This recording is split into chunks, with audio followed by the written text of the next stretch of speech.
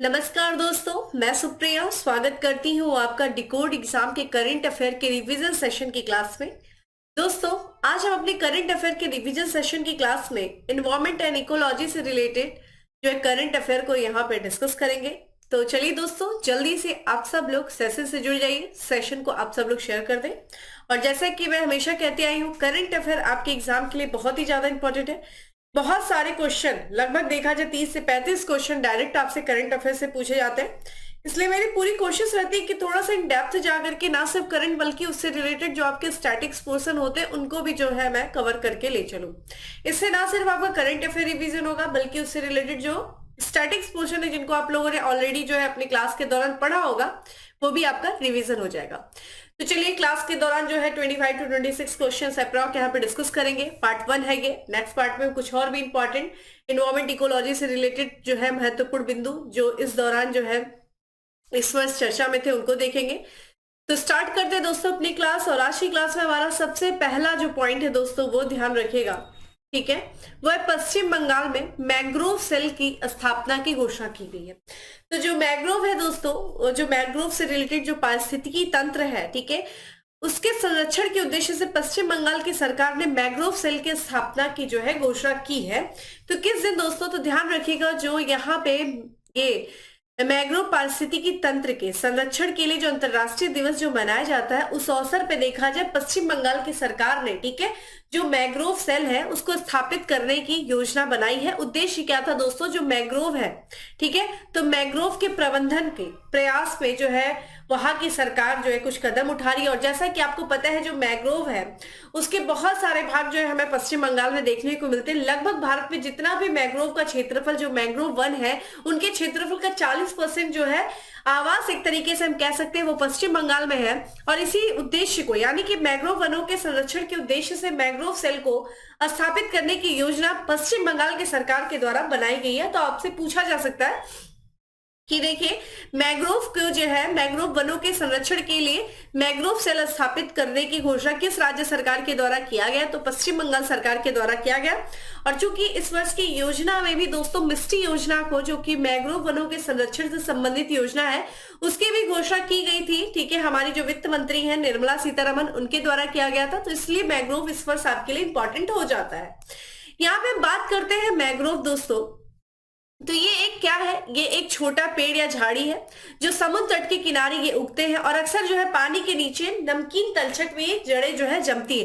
तो एक तरीके से मैंग्रोव जो वन होते हैं दोस्तों, ये जो हमारे समुद्री तूफान होते हैं उनसे हमारे तटों की रक्षा करते हैं। और सबसे अच्छी बात इनकी ये होती है कि ये जो है खारे पानी में भी ये वन जो है उग जाते हैं। इनके जो फूल होते हैं, ठीक है, मैंग्रोव फूल वाले पेड़ है। और यहाँ पे देखा जाए किस परिवार से संबंधित है, तो राइजोफोरेसी, इंकेथेसी, यहाँ पे लिथरेसी, कॉम्ब्रेटेसी और एरेकेसी जो परिवार है उनसे ये संबंधित है। और ये देखिए, ध्यान रखिएगा, क्या ये हर क्षेत्र में उगते हैं, तो ध्यान रखिएगा ये सिर्फ उष्णकटिबंधीय और फिर उपोष्णकटिबंधीय जो अक्षांश है उन्हीं के भीतर जो समुद्र तट पाए जाते हैं वहीं पे मैंग्रोव जो है ये पाए जाते हैं। और ये देखा जाए, चूंकि ये ठंडे जो तापमान होते हैं उनका सामना नहीं कर पाते, इसलिए ये जो शीतोष्णकटिबंधीय क्षेत्र होते हैं उनमें ये वन नहीं पाए जाते हैं। और दूसरी विशेषता क्या होती है इनकी, कि ये जो है खारे पानी में भी ये उग जाते हैं। और चूंकि इनकी जो जड़ें इतनी मजबूत होती है कि ये सामना कर लेती है समुद्र तटों के, जो समुद्र में आए हुए तूफान से जो चक्रवात आते हैं उनसे जो है समुद्र तटों की रक्षा करती है। जिस कारण से भारत सरकार लगातार प्रयास कर रही है कि हमारे जितने भी तटवर्ती राज्य हैं वहां पे मैंग्रोव वनों की जो है संख्या को बढ़ाया जाए, ठीक है। और चूंकि हमने शुरुआत में ही बात किया मैंग्रोव पारिस्थितिकी तंत्र के जो संरक्षण के लिए जो दिवस मनाया जाता है, जो अंतरराष्ट्रीय दिवस मनाया जाता है दोस्तों, कब मनाया जाता है ये आपके लिए इंपॉर्टेंट हो जाता है। तो ये 26 जुलाई को जो है ये दिवस मनाया जाता है। तो ये ध्यान रखेगा कि 26 जुलाई को मैंग्रोव पारिस्थितिकी तंत्र के संरक्षण के लिए अंतरराष्ट्रीय दिवस मनाया जाता है। चूंकि मैंग्रोव की बात कर रहे हैं, आने वाले जो है पार्ट में कुछ और भी मैंग्रोव की बात करेंगे। तो आइए सबसे पहले हम बात कर लेते हैं भारत में मैंग्रोव की स्थिति क्या है। तो जो भारत राज्य वन रिपोर्ट है दोस्तों 2021, उसके अनुसार देखा जाए जो भारत में वन आवरण है उसमें देखा जाए जो मैंग्रोव आवरण है वो कितना भाग है, तो 4000, ठीक है, 992 किलोमीटर क्षेत्र में, ठीक है, मैंग्रोव वन आवरण फैला हुआ है। और ये पूरे जो देश के भौगोलिक क्षेत्रफल का कितना प्रतिशत है, तो 0.15% है। और इसी वन, ये जो भारत राज्य वन रिपोर्ट है, इसके अनुसार देखा जाए जो सर्वाधिक जो मैंग्रोव वन वाले जो राज्य हैं, जो तटवर्ती राज्य हैं, वो कौन से हैं? तो पश्चिम बंगाल है, फिर गुजरात है, फिर अंडमान निकोबार द्वीप समूह है, आंध्र प्रदेश और महाराष्ट्र। यहाँ पे सर्वाधिक जो है मैंग्रोव वन हमें देखने को मिलते हैं। यहाँ पे जो है मैंग्रोवों के संरक्षण के लिए ठीक है एक अधिनियम पारित किया गया था भारत में, किस वर्ष किया गया था? तो यहाँ पे मैंग्रोव पर्यावरण संरक्षण अधिनियम 1986 और तटीय क्षेत्र विनिमय पर जो है संरक्षित है। पश्चिम बंगाल में दोस्तों जो इससे सुंदर वन है, ये यूनेस्को जो है विश्व धरोहर स्थल भी है और ये विश्व की सबसे बड़ी एकल मैंग्रोव पट्टी है। और ध्यान रखिएगा जो सुंदर वन डेल्टा है दोस्तों, जो कि ना सिर्फ भारत में बल्कि ये बांग्लादेश में भी फैला हुआ है। और ये जो सुंदर वन है, ये विश्व का पहला ऐसा मैंग्रोव वन है दोस्तों, जिसे 1892 में ठीक है सबसे पहले जो है 1892 में वैज्ञानिक प्रबंधन के अधीन लाया गया था। तो आपसे ये पूछा जा सकता है कि भाई विश्व का पहला मैंग्रोव वन कौन सा है जिसे 1892 में वैज्ञानिक प्रबंधन के अधीन लाया गया था? तो वो ध्यान रखिएगा सुंदर वन है। ठीक है, ये ध्यान रखिएगा। और सुंदर वन जो है ये यूनेस्को विश्व धरोहर स्थल भी है। ठीक है, तो यहाँ पे हमने मैंग्रोव से रिलेटेड जो है महत्वपूर्ण पॉइंट को देखा, भारत में मैंग्रोव की स्थिति को देखा। ठीक है, तो यहाँ पे आपसे पूछा जाए दोस्तों कि किस राज्य ने मैंग्रोव सेल की स्थापना किया है? तो पश्चिम बंगाल ने किया है। इसी के साथ साथ हम बात करते हैं, राजस्थान सरकार ने 3 नए वन्यजीव संरक्षण जो है अभयारण्य की घोषणा किया है। तो राजस्थान सरकार ने किया। ठीक है, तो नए जो है 3 वन्यजीव संरक्षण अभयारण्य की घोषणा की गई है। तो आपसे पूछा जा सकता है कि ये 3 नए वन्यजीव संरक्षण अभयारण्य कौन से, या किसी एक का पर्टिकुलर नाम दे देगा और आपसे पूछ देगा भाई ये किस राज्य से संबंधित है। तो देखा जाए जब हम जिस वर्ष अंतरराष्ट्रीय मातृ यहाँ पे जो है दिवस मनाते हैं, पृथ्वी दिवस जिस दिन हम मनाते हैं, ठीक है, अंतरराष्ट्रीय मातृ पृथ्वी दिवस जो मनाते हैं किस तारीख को दोस्तों? 22 अप्रैल को। देखिए 22 मार्च को अंतरराष्ट्रीय जल दिवस मनाया जाता है और अंतरराष्ट्रीय पृथ्वी दिवस जो मनाया जाता है वो 22 अप्रैल को मनाया जाता है। और इसी जो है दिवस के उपलक्ष्य में जो राजस्थान सरकार है, ठीक है, राजस्थान सरकार का जो वन विभाग है उससे 3 नए संरक्षण अभयारण्य, ठीक है, अभयारण्यों की घोषणा किया है, जो कि राजस्थान के दुर्लभ और लुप्त प्राय जो वन्यजीव है उनकी रक्षा करेंगे। ये 3 वन्यजीव संरक्षण अभयारण्य कौन से है? तो 12 में ठीक है सोरसन है, जोधपुर में खिंचन है और भीलवाड़ा में हमीरगढ़ है। ठीक है, ये ध्यान रखिएगा। तो ये जो है 3 अभयारण्य है जिनको स्थापित करने की घोषणा राजस्थान के वन विभाग के द्वारा किया गया है। अगर हम इन जो है अभयारण्यों की विशेषता के बारे में बात करें तो जो सोरसन है, सोरसन को क्यों स्थापित किया जा रहा है? तो जो दुर्लभ और लुप्त प्राय प्रजातियां, मुख्य रूप से जो ग्रेट इंडियन बस्टर्ड है जो कि राजस्थान का ठीक है राजकीय पक्षी है, उसको, और जो काले हिरन है उनकी रक्षा करने के लिए जो है इस संरक्षण रिजर्व को घोषित किया गया। किसे दोस्तों? सोरसन को।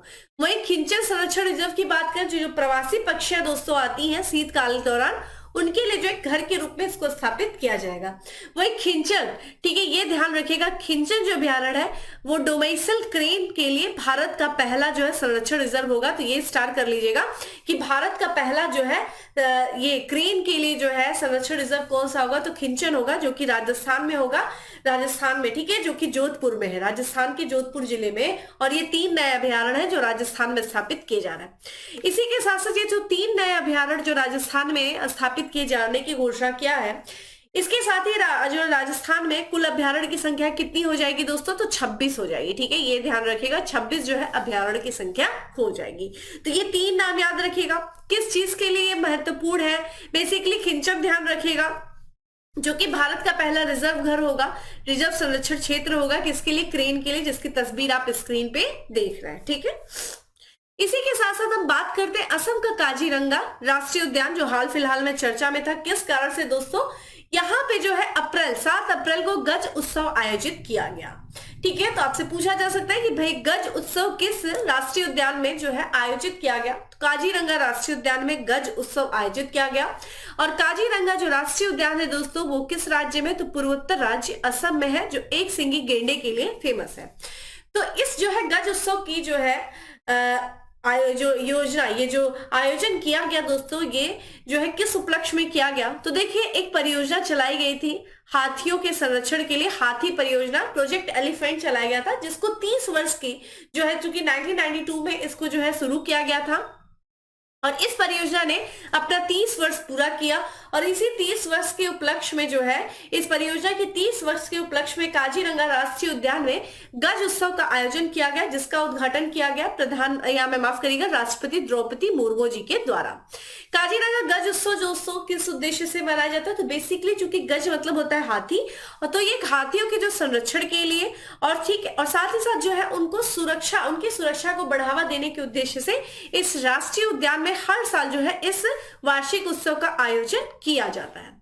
अगर हम बात करें भाई एलिफेंट जो है प्रोजेक्ट एलिफेंट की, ये किस वर्ष शुरू किया गया था दोस्तों, तो जो हाथी होते हैं, ठीक है, उनके जो प्रवास मार्ग होते हैं, जिस रास्ते से वो गुजरते हैं, उनके जो प्राकृतिक आवास होते हैं, जहां वो नेचुरल हैबिटेट, जहां वो प्राकृतिक रूप से रहते हैं, उनकी रक्षा करने के उद्देश्य से भारत सरकार ने 1992 में, ठीक है, ध्यान रखिएगा, कई बार आपसे प्रोजेक्ट एलिफेंट, प्रोजेक्ट टाइगर पूछा गया है, तो प्रोजेक्ट एलिफेंट जो है 1992 में शुरू किया गया था और प्रोजेक्ट टाइगर 1973 में शुरू किया गया था। और ध्यान रखिएगा इस साल इन दोनों ही प्रोजेक्ट को एक साथ मिला दिया गया है, ठीक है। इसी के साथ साथ दोस्तों 12 अगस्त की बात है, हर साल जो है हाथियों से जुड़ी जो चुनौतियां हैं, जो प्रमुख चुनौतियां हैं, उनके बारे में लोगों को जागरूक करने के लिए, उनकी सुरक्षा और उनके संरक्षण के प्रति लोगों को जागरूक करने के लिए हर साल जो है 12 अगस्त को विश्व स्तर पर जो है विश्व हाथी दिवस, वर्ल्ड एलिफेंट डे मनाया जाता है। तो आपसे पूछा जा सकता है कि भाई वर्ल्ड एलिफेंट डे कब मनाया जाता है, तो 12 अगस्त को मनाया जाता है। और इस साल विश्व हाथी दिवस का विषय क्या था, थीम क्या था, तो अवैध वन जीव व्यापार को समाप्त करना, ये इस साल विश्व हाथी दिवस की थीम थी। यहाँ पे हमने देखा दोस्तों गज उत्सव मनाया जाता है काजीरंगा राष्ट्रीय उद्यान में, जो कि असम में है। उद्देश्य क्या है, हाथियों का संरक्षण करना और हाथियों की जो है सुरक्षा के प्रति लोगों को जागरूक करना। हाथियों की सुरक्षा संरक्षण से संबंधित कुछ और भी प्रोजेक्ट चलाए गए हैं, आइए उनको भी देख लेते हैं। जैसे कि असम सरकार ने इसी साल दोस्तों, ठीक है, एक प्रोजेक्ट चलाया जिसका नाम है गजा कोठा प्रोजेक्ट। तो जैसा कि आपको पता है दोस्तों, इस समय देखिए हमने क्या किया, जंगल साफ कर दिया। तो जंगल के लोग कहाँ आ गए, हमारे घरों में आ गए, यानी कि जो जीव जंतु थे वो जनरली मानव आबादी के पास, मानव बस्ती के पास आ गए, जिस कारण से मानव और इन जीव जंतुओं के बीच में संघर्ष की स्थिति उत्पन्न हुई। और इसी में देखा जाए मानव हाथी संघर्ष काफी ज्यादा बढ़ गया।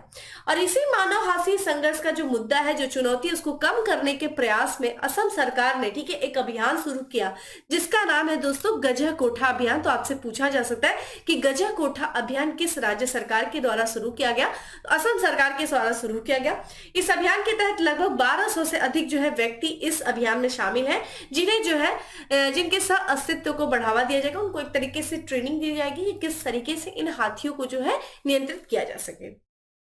अगर हम बात करें वर्तमान में भारत में कितने जो है एलिफेंट रिजर्व है, हाथी रिजर्व है, तो 33 है। अगर हम बात करें भाई पिछले वर्ष यानी कि 2022 में, ठीक है, 3 हाथी रिजर्व बनाया गया था, जिसमें से एक है, ठीक है, लेमरू हाथी रिजर्व, किस राज्य में, छत्तीसगढ़ में। वहीं पे हम बात करें अगस्त मलाई हाथी रिजर्व, जो कि तमिलनाडु में, और ध्यान रखिएगा उत्तर प्रदेश में भी एक हाथी रिजर्व बनाया गया है जिसका नाम है तराई हाथी रिजर्व। तो इस तरीके से देखा जाए टोटल जो है 33 हाथी रिजर्व है, जो कि पिछले वर्ष 3 नए हाथी रिजर्व बने थे, जिसमें से एक उत्तर प्रदेश में भी बना था। तो ये आपके लिए इंपॉर्टेंट हो जाता है, यहां से आप ध्यान रखिएगा, क्वेश्चंस पूरी तरीके से पूछे जा सकते हैं, ठीक है। यहाँ पे हम बात करते हैं, देखिए IUCN में ये जो एशियाई हाथी है उनकी क्या स्थिति है। तो IUCN की जो रेड लिस्ट है दोस्तों, जो संकटग्रस्त जो प्रजातियां, उनके लिए जो है IUCN, ठीक है, रेड लिस्ट जारी करता है। और उसमें देखा जाए जो हाथी है, जो एशियाई हाथी है, उनको जो है लुप्त प्राय प्रजाति के रूप में क्या किया गया है, सूचीबद्ध किया गया है। और वही वन जो संरक्षण जो है अधिसूची में भी इनको जो है संरक्षित किया गया है। तो दोस्तों ये चीज ध्यान रखिएगा। यहाँ पे तो हमने हाथियों से संबंधित बहुत सारे फैक्ट्स यहाँ पे डिस्कस किए हैं और बहुत सारी जो है अभियान जो सरकार के द्वारा चलाए गए उनको भी हमने देखा। अब अगले पॉइंट की तरफ बढ़ते हैं दोस्तों, और हमारा आज का अगला पॉइंट है all India tiger estimation report 2022। दोस्तों इसी साल जो है वैश्विक बाघ दिवस पे, ठीक है, ध्यान रखिएगा, जो इंटरनेशनल टाइगर डे हम सेलिब्रेट करते हैं 29 जुलाई को, उस अवसर पर अखिल भारतीय बाघ अनुमान रिपोर्ट जो है जारी किया गया। ये जो रिपोर्ट है दोस्तों, ये भारतीय वन्यजीव संस्थान की जो है 5वीं चतुष्कोणीय बाघ जनगणना के अनुसार देखा जाए 2022 में बाघों की आबादी बढ़कर कितनी हो गई दोस्तों, तो 3682 हो गई। ये ध्यान रखिएगा। जो पहले जो संशोधित जो था ये पहले कितना माना गया था? रिपोर्ट की संख्या में पहले देखा जाए तो 3167 माना गया था, और प्रति वर्ष इसमें कितनी जो है वृद्धि दर्ज की गई थी? तो 6.1% जो है वृद्धि, सराहनीय वृद्धि दर्ज की गई थी। सर्वाधिक बाघों की संख्या कितनी है इस रिपोर्ट के अनुसार देखा जाए तो यहाँ पे जो सबसे ज्यादा बाघ है दोस्तों, टाइगर्स है, वो सबसे ज्यादा मध्य प्रदेश में। कितने हैं दोस्तों ये ध्यान रखिएगा, तो 785 है। वही बात करें दूसरे नंबर पे कहाँ पे बाघ ज्यादा, तो कर्नाटक। देखिए मध्य प्रदेश को टाइगर स्टेट का भी दर्जा दिया जाता है। दूसरे नंबर पे कर्नाटक है जहां पे 563 है। फिर तीसरे नंबर पे उत्तराखंड आता है, ठीक है। फिर महाराष्ट्र का नंबर आता है। यहाँ पे सबसे ज्यादा अगर ये पूछ दे कि भाई किस रिजर्व में, किस टाइगर रिजर्व में सबसे ज्यादा जो बाघ पाए जाते हैं, तो उत्तराखंड के जो कार्बेट टाइगर रिजर्व है दोस्तों, वहां पे जो है सबसे अधिक बाघ पाए जाते हैं, लगभग 260 बाघ पाए जाते हैं। फिर कर्नाटक के बांदीपुर में 150 बाघ है। फिर नागरहोल में 141, फिर बांधवगढ़ राजस्थान, फिर दुधवा जो कि उत्तर प्रदेश के दुधवा में 135 टाइगर रिजर्व है। इसी के साथ साथ अगर हम इनकी आबादी के बारे में बात करें तो ये मध्य भारत और जो शिवालिक पहाड़ी और गंगा का मैदान है, वहां पे बाघों की संख्या में क्या किया गया, उल्लेखनीय वृद्धि दर्ज की गई है। लेकिन वही बात करें दोस्तों, जो पश्चिमी घाट में जो स्थानीय स्तर पर देखा जाए, इसमें जो है बाघों की संख्या में गिरावट भी दर्ज किया गया है। और ये जो लक्षित और संरक्षण प्रयासों की आवश्यकता जो है यहाँ पे देखी गई है कि भाई यहाँ पे एक तरीके से निगरानी किया जाना चाहिए और साथ ही साथ इनके संरक्षण का प्रयास किया जाना चाहिए, क्योंकि पश्चिमी जो क्षेत्र है, पश्चिमी जो घाट है, वहां पे बाघों की संख्या में गिरावट देखने को मिला है। तो यहाँ पे all India tiger estimation report को ध्यान रखेगा। यहाँ पे आपको जो है बहुत सारी चीजें इन डिटेल दी गई है, आप देख सकते हैं, ठीक है। यहाँ पे स्टेट वाइज दिया है कि भाई किस स्टेट में सबसे ज्यादा टाइगर्स है। यहाँ देखा जाए तो रिजर्व वाइज दिया गया कि जो हाईएस्ट रिजर्व है, ठीक है, टाइगर रिजर्व में किस टाइगर रिजर्व में हाईएस्ट टाइगर है, जैसे जिम कॉर्बेट नेशनल पार्क है, ठीक है। उसके बाद हम बात करते हैं, ठीक है, यहाँ पे बांदीपुर में है। फिर हमने देखा दोस्तों मध्य प्रदेश के, ठीक है, यहाँ पे बात किया गया, ठीक है, तो यहाँ पे आप देख सकते हैं। अगला यहाँ पे हम बात करते हैं दोस्तों, चूंकि वैश्विक स्तर पे हम क्या मनाते हैं दोस्तों, वैश्विक स्तर पे जो विश्व बाघ दिवस हम मनाते हैं, ये 29 जुलाई को मनाते हैं, 29 जुलाई को। और इसकी जो स्थापना की गई थी दोस्तों वर्ष 2010 में। देखिए रूस के सेंट पीटर्सबर्ग नामक एक स्थान है, वहां पे जो है टाइगर शिखर सम्मेलन का आयोजन किया गया था। और इसी जो सम्मेलन के दौरान विश्व वैश्विक जो है बाघ दिवस मनाए जाने की घोषणा की गई थी। इसमें जो है सम्मेलन के दौरान 23 बाघ वाले जो रेंज वाले जो देश है, उन्होंने, ठीक है, वो X-T2 यानी कि T/2 बनाने के साथ एक साथ आया। मतलब क्या था कि जितने भी टाइगर रिजर्व है, ठीक है, टाइगर है, ठीक है, जो टाइगर यहाँ पे जो है, जो 13 बाघ रेंज वाले देश है जहां पे बहुत ज्यादा बाघ पाए जाते हैं, उन्होंने एक लक्ष्य लेकर के आए। क्या लक्ष्य लेके आए? T/2 से तात्पर्य क्या है कि 2022 तक जितने भी बाघ हैं उनकी संख्या को दुगुना करने के लक्ष्य से वो एक साथ आए। इसी के साथ साथ भारत सरकार ने भी 1973 में बाघों के संरक्षण के लिए एक प्रोजेक्ट की शुरुआत किया, ठीक है, जिसको इस साल जो है एक वर्ष, यहाँ पे 50 वर्ष भी पूरे हुए हैं। 1 अप्रैल 1973 को उत्तराखंड के जिम कॉर्बेट नेशनल पार्क है, वहां से जो है बाघों के संरक्षण के लिए प्रोजेक्ट टाइगर की शुरुआत की गई थी। ये ध्यान रखेगा, ठीक है, भारत में प्रोजेक्ट टाइगर।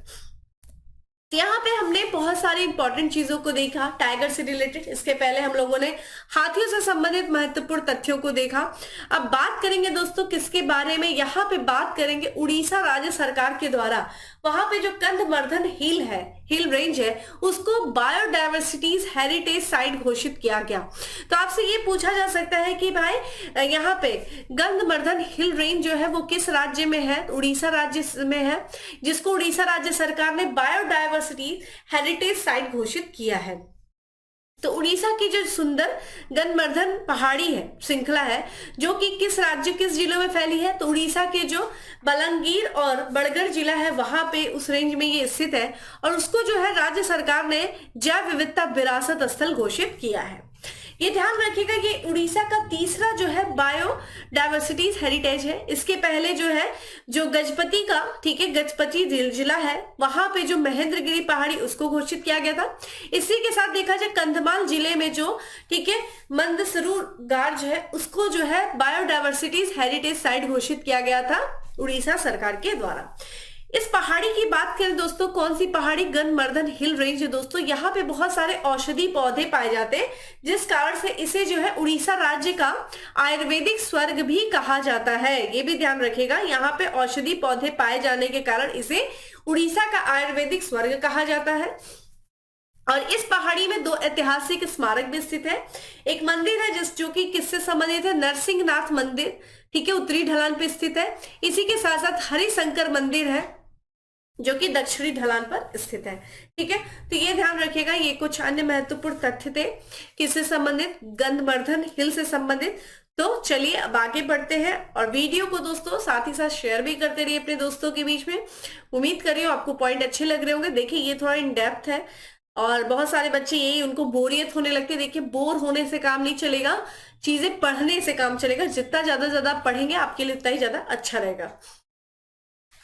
अगली बात कर दे दोस्तों, यहाँ पे एक ज्वालामुखी है जिसका नाम है उबिनस ज्वालामुखी, जो कि दक्षिण अमेरिका के देश पेरू में स्थित है। वहां पे विस्फोट हो गया था। तो उबिनस ज्वालामुखी में जो है विस्फोट हुआ, तो वहां पे जो पेरू का क्षेत्र है दोस्तों, मेकेगुआ क्षेत्र, वहां पे आपातकाल की स्थिति घोषित की गई थी। तो आपसे इंपॉर्टेंट देखिए, यहाँ पे जियोग्राफिकल चीजें हैं, ज्योग्राफी से रिलेटेड क्वेश्चन पूछे जा सकते हैं कि हाल फिलहाल में चर्चा में रहा उबिनस ज्वालामुखी किस देश में स्थित है? तो पेरू में स्थित है। उबिनस किस टाइप का दोस्तों ज्वालामुखी है? तो स्ट्रेटोवॉल्केनो ज्वालामुखी है। और चूंकि यहाँ पे देखिए ये जो क्षेत्र है, यहाँ पे एंडीज पर्वतमाला पाई जाती है, तो एंडीज पर्वत की केंद्रीय ज्वालामुखी क्षेत्र में स्थित है। और ये पेरू का सबसे जो है सक्रिय ज्वालामुखी भी है, ठीक है। तो ये देखिए उबिनस ज्वालामुखी। इसी के साथ साथ एक और भी बात करते हैं दोस्तों, समुद्र के अंदर ज्वालामुखी विस्फोट हुआ और उसके बाद जो है एक नया द्वीप बन गया। तो ये ध्यान रखिएगा कि किस समुद्र के अंदर ज्वालामुखी विस्फोट हुआ और किस द्वीप के पास ये नया द्वीप बना है, आपके लिए ये लोकेशन इंपॉर्टेंट हो जाती है। तो दोस्तों अक्टूबर 2023 की बात है, ठीक है। जो प्रशांत महासागर है, जो पैसिफिक ओशन है, वहां पे जल के नीचे, ठीक है, एक ज्वालामुखी विस्फोट हुआ और जापान के पास, ध्यान रखिएगा, एक द्वीप है, जापान का एक द्वीप है जिसको हम बोलते हैं ओगासावारा द्वीप। उस श्रृंखला के आसपास एक नया द्वीप जो है उभर कर आया। तो आपके लिए इंपॉर्टेंट क्या हो जाता है?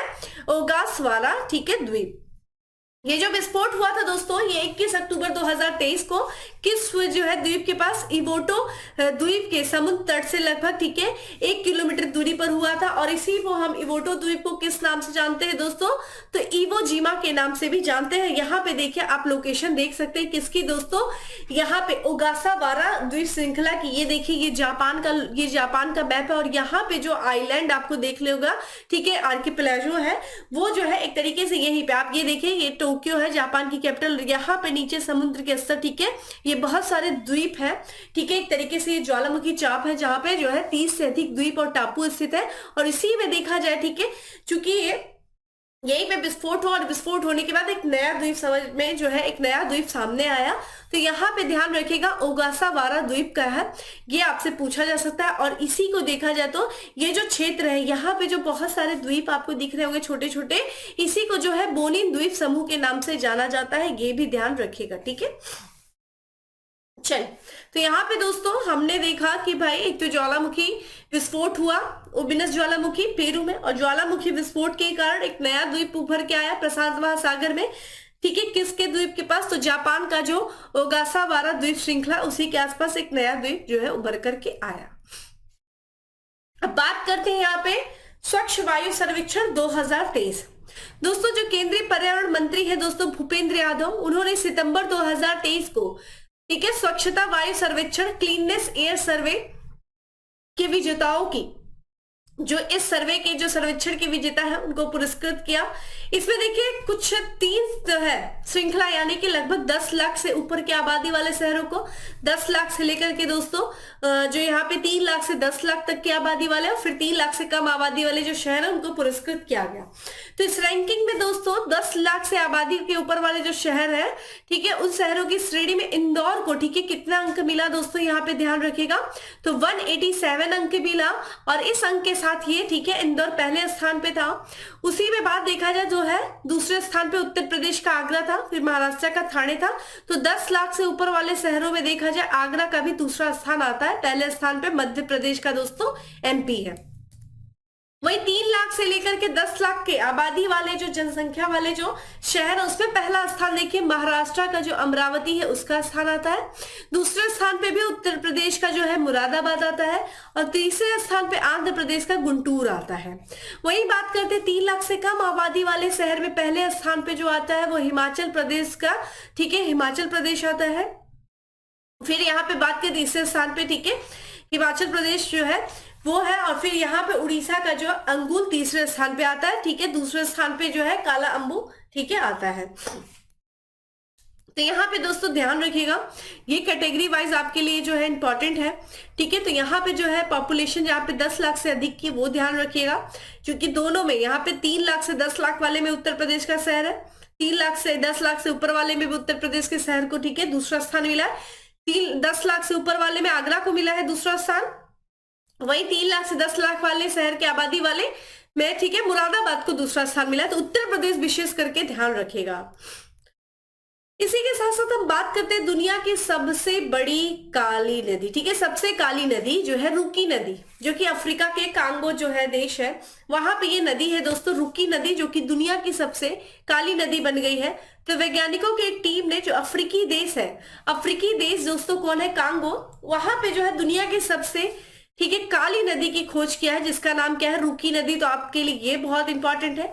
रुकी नदी दोस्तों कांगो जो नदी है उसी की ये सहायक नदी है, और चूंकि इसका पानी जो है कोयले के रंग के जितना काला है, और इसके जो है पानी के काले कलर का होने का कारण क्या है, जैसा कि आप तस्वीर में देख रहे हैं, यहाँ पे स्क्रीन पे देखिए, तो इसका जो गहरा काले रंग होने का कारण जो इसमें घुले हुए ऑर्गेनिक के कारण क्या होता है, इसका कलर जो है काला दिखता है। इसके पहले देखा जाए दुनिया की जो सबसे ज्यादा काली नदी वो अमेज़न की रियो नेग्रो नदी है, जो कि दुनिया की सबसे जो है बड़ी काले पानी की नदी है। और इसकी गहराई, रुकी नदी की दोस्तों जो गहराई है वो इस रियो नेग्रो नदी से लगभग 1.5 गुना अधिक गहरी है। तो दुनिया की सबसे काली नदी जो है दोस्तों वो रुकी नदी है, ठीक है। और ये ध्यान रखिएगा कहाँ पे जो है, तो यहाँ पे अफ्रीकी जो है देश कांगो, और कांगो नदी की ये सहायक नदी है, रुकी नदी ट्रिब्यूटरी है, ठीक है। इसी के साथ साथ हम बात करेंगे दोस्तों यहाँ पे आर्द्र भूमि और साथ ही साथ जो रामसर स्थल है उनके संरक्षण के लिए केंद्र सरकार ने 2 योजना शुरू किया, जिसमें से हम बात करते हैं जो रामसर स्थल है, ठीक है, उनके जो है संरक्षण के लिए अमृत धरोहर योजना, और साथ ही साथ जो मैंग्रोव है, मैंग्रोव वनों के संरक्षण के लिए मिस्टी योजना की शुरुआत करने की जो है घोषणा की है। तो पर्यावरण, जो विश्व पर्यावरण दिवस है जो कि 5 जून को मनाया जाता है, उस दिन जो है उस अवसर पर प्रधानमंत्री जी ने आर्द्र भूमि और मैंग्रोव के संरक्षण के लिए संबंधित 2 योजनाओं को उन्होंने जो है शुरुआत किया, जिसमें से पहली बात करें दोस्तों तो अमृत धरोहर है, और दूसरी देखिए mangrove initiative for shore line habitat and, ठीक है, यहाँ पे बात करें तो टेंजिबल इन, ठीक है, टेंजिबल इनकम, जिसे मिस्टी कहते हैं, मिस्टी बंगाली भाषा है, मिस्टी मतलब मीठा, ठीक है। अमृत धरोहर योजना की दोस्तों बात करें तो भारत सरकार ने जितने भी रामसर स्थल है उनके संरक्षण को, ठीक है, उनके संरक्षण के उद्देश्य से रामसर स्थलों के, ठीक है, संरक्षण के लिए एक जो है इसी साल बजट में, ठीक है, हिस्से के रूप में अमृत धरोहर पहल की शुरुआत की थी। देखिए यहाँ पे देखिए एक आपके लिए इंपॉर्टेंट है अमृत धरोहर क्षमता निर्माण योजना। तो यहाँ पे जो है यहाँ पे सुल्तानपुर राष्ट्रीय उद्यान में, ठीक है, अमृत धरोहर क्षमता निर्माण योजना के तहत एक वैकल्पिक आजीविका कार्यक्रम शुरू किया गया। तो आपसे ये भी पूछा जा सकता है कि भाई किस राष्ट्रीय उद्यान में अमृत धरोहर क्षमता निर्माण योजना के तहत एक वैकल्पिक आजीविका कार्यक्रम शुरू किया गया है, तो सुल्तानपुर राष्ट्रीय उद्यान में। और सुल्तानपुर राष्ट्रीय उद्यान किस राज्य में स्थित है, तो हरियाणा में है ये, और हरियाणा का ये रामसर स्थल है, ठीक है। इसी के साथ साथ हम बात करते हैं जो मैंग्रोव वृक्ष है उनके रोपण के लिए मिस्टी योजना शुरू की गई है। तो इस साल के बजट में, ठीक है, जो केंद्रीय वित्त और कॉर्पोरेट कार्य मंत्री हैं, ठीक है, निर्मला सीतारमण, उन्होंने इस साल जो है 1 फरवरी 2023 को संसद में केंद्रीय बजट को पेश किया, और इसी पहल में, ठीक है, इसी बजट के दौरान उन्होंने मिस्टी योजना पहल की घोषणा की। मिस्टी जो कि मैंग्रोव प्लांटेशन, यानी कि जो हमारे तटीय राज्य है वहां पे मैंग्रोव के वृक्ष को लगाने के लिए ये योजना शुरू की गई, और इसका फुल फॉर्म देखिए क्या है, तटीय पर्यावास और ठोस आमदनी के लिए मैंग्रोव पहल, यानी कि mangrove initiative for shore line habitats and tangible income. ठीक है, मिस्टी की शुरुआत की गई। योजना का बेसिकली उद्देश्य क्या है दोस्तों? तो जैसा कि समुद्र तट है उनके किनारे मैंग्रोव वृक्षों को लगाना, जिससे कि एक तरीके से कभी भी अगर कोई भी तूफान आता है, चक्रवात आता है, तो उससे हमारे जो तटीय राज्य हैं उनको सुरक्षा जो है प्रदान किया जाए। देश के तटीय इलाकों में मैंग्रोव के पौधे का जो है पौधे को रोपा जाएगा। मिस्टी योजना का विशेष उद्देश्य है और इसका जो उद्देश्य क्या है, मैंग्रोव वनों का संरक्षण करना। साथ ही योजना का कार्यान्वयन किसके द्वारा किया जाएगा, इस योजना को चलाया किसके द्वारा जाएगा? तो मिस्टी को देखा, ध्यान रखिएगा यहाँ पे कैंपा फंड, मनरेगा और अन्य स्रोतों को मिलकर जो है लागू किया जाना है। कैंपा फंड क्या है दोस्तों? इसका देखिए फुल फॉर्म क्या है, प्रतिपूरक वन रोपण निधि प्रबंधन और योजना प्राधिकरण। आपसे एग्जाम में ये पूछा जा चुका है, स्टार कर लीजिएगा। ये जो कोष है ये एक तरीके का कोष है दोस्तों, और इसकी स्थापना जो किया गया था कैंपा का, ये देश में जो वानिकीकरण की गतिविधियां उनको बढ़ाए जाने के उद्देश्य से किया गया था। वही मनरेगा, जिसे प्रारंभ में हम नरेगा के नाम से जानते थे, जो कि महात्मा गांधी राष्ट्रीय ग्रामीण रोजगार योजना गारंटी योजना है। 2005 में जो है नरेगा अधिनियम के तहत इसको लॉन्च किया गया था। ठीक है, और आगे चल करके इसको मनरेगा के नाम से जाना गया था। बाद में देखिए मैंग्रोव की बात करें दोस्तों, तो कुल भारतीय भौगोलिक क्षेत्र में मैंग्रोव की स्थिति क्या है? तो 0.15% है। ठीक है, और लगभग देखिए यहाँ पे दिया गया है, हमने पिछले जो है स्लाइड में बात भी किया था कितने किलोमीटर, यहाँ ध्यान रखिएगा लगभग जो इतना है। और अकेले पश्चिम बंगाल में देखिए कहीं कहीं पे डेटा जो है अलग होता है, लगभग जो है 40% का ही लिखा रहेगा, और यहाँ पे जो है पश्चिम बंगाल राज्य में जो भारत में मैंग्रोव की जो स्थिति है वो 42.45% है। ठीक है, कहीं कहीं लगभग देखिए हम लोगों ने लगभग की बात किया था, यहाँ पे भी लगभग है, तो बहुत सारे कंफ्यूज हो जाएंगे बच्चे कि मैम पिछली वाली स्लाइड में तो ये बताया गया, यहाँ पे ध्यान रखिएगा लगभग लिखा गया है। ठीक है, यहाँ पे मैंग्रोव राज्य कौन कौन से दोस्तों, जैसा कि हमने पहले ही बात किया, आंध्र प्रदेश, पश्चिम बंगाल, उड़ीसा, अंडमान निकोबार, गोवा, कर्नाटक, केरल, महाराष्ट्र, तमिलनाडु। ठीक है, गुजरात, ये भी ध्यान रखिएगा, यहाँ पे गुजरात नहीं लिखा हुआ है, गुजरात भी लिख दीजिएगा। ठीक है, वही बात करें, मिस्टी जो है समुद्र तट के किनारे मैंग्रोव वन की रक्षा करेंगे। बंगाल में मिस्टी का मतलब क्या होता है? मीठा। यहाँ पे दोस्तों ध्यान रखिएगा, यहाँ पे हमने बात किया, ठीक है, अमृत धरोहर योजना के बारे में, हमने यहाँ पे बात किया मिस्टी योजना के बारे में, और ये आपके सामने देखिए पूरा चार्ट है रामसर साइट के बारे में, इसको एक बार देख लीजिएगा। ठीक है, कितने रामसर साइट है बेसिकली किन राज्यों में, जो चर्चा में रहते हैं वही आपसे पूछा जाता है। यहाँ पे संभव नहीं है कि मैं एक एक चीजें बताऊं, कुछ चीजें आपको खुद भी वर्क करना है। बाकी रामसर साइट से संबंधित यूट्यूब के प्लेलिस्ट में एक वीडियो पड़ी हुई है, उसको आप लोग देख लीजिए। बहुत सारी चीजें जो है हिस्ट्री क्या है रामसर साइट की वो आपको पता चल जाएगा, तो प्लेलिस्ट में जाकर के रामसर साइट की वीडियो देख लीजिए, मैंने ही पढ़ाया था, उसको आप देख सकते हैं। अगला दोस्तों हमारी बात है यहाँ पे जो है अगला पॉइंट इंपॉर्टेंट है, वो है खंजान लैंड, जो कि गोवा में स्थित एक तटीय आर्द्र भूमि है, और इस साल वो चर्चा में था। खंजान दोस्तों गोवा की एक तटीय आर्द्र भूमि है, और ये गोवा का जो कुल भौगोलिक क्षेत्र उसमें लगभग देखा जाए ये 5% जो है क्षेत्र में ये खंजान लैंड फैला हुआ है। खंजान, ठीक है, तटीय भूमि, आर्द्र भूमि फैली हुई है। चर्चा में क्यों है दोस्तों? जो राष्ट्रीय हरित अधिकरण है, जो जिसे हम प्राधिकरण के नाम से जानते हैं, यानी कि एनजीटी, ठीक है, नेशनल ग्रीन ट्रिब्यूनल, उसके अनुसार देखा जाए गोवा के जो केवलोसिम में खजान भूमि है उस पर जो निर्माण के लिए पर्यावरण नियमों का पालन करने में जो गोवा तटीय क्षेत्र प्रबंधन प्राधिकरण है वो विफल था, जिसके बाद एनजीटी के द्वारा जो है इसको फटकार लगाई गई, और उसके बाद से खजान लैंड जो है वो चर्चा में आ गया। तो आपसे ये पूछा जा सकता है कि खजान लैंड जो है किस राज्य में स्थित है? तो गोवा में स्थित है। क्योंकि फटकार लगाई किसके द्वारा गई? एनजीटी के द्वारा, यानी कि राष्ट्रीय हरित अधिकरण, ठीक है, नेशनल ग्रीन ट्रिब्यूनल। आइए इसके बारे में भी इसी के साथ बात कर लेते हैं दोस्तों। इसकी जो स्थापना की गई थी 18 अक्टूबर 2010 को एक अधिनियम पारित करके किया गया था, ठीक है, तो एक वैधानिक निकाय है जिसको जो है अक्टूबर 2010 में राष्ट्रीय हरित अधिकरण अधिनियम 2010 के तहत जो है स्थापित किया गया था। एनजीटी की स्थापना के साथ ही मतलब इस तरह का जो कि हमारे पर्यावरण संबंधी जो मुद्दे हैं उन मुद्दों को हल करने के लिए इस तरह का ट्रिब्यूनल बनाने वाला भारत दुनिया का तीसरा देश हो गया। तो इस तरीके के पर्यावरण न्यायाधिकरण, ठीक है, इन्वायरमेंटल जो ट्रिब्यूनल है स्थापित करने वाला भारत दुनिया का तीसरा देश हो गया, और साथ ही साथ पहला विकासशील देश हो गया, यानी कि डेवलपिंग नेशन हो गया। इसके पहले ऐसे 2 देश थे और वो दोनों ही देश डेवलप्ड नेशन थे। कौन से? ऑस्ट्रेलिया और न्यूजीलैंड।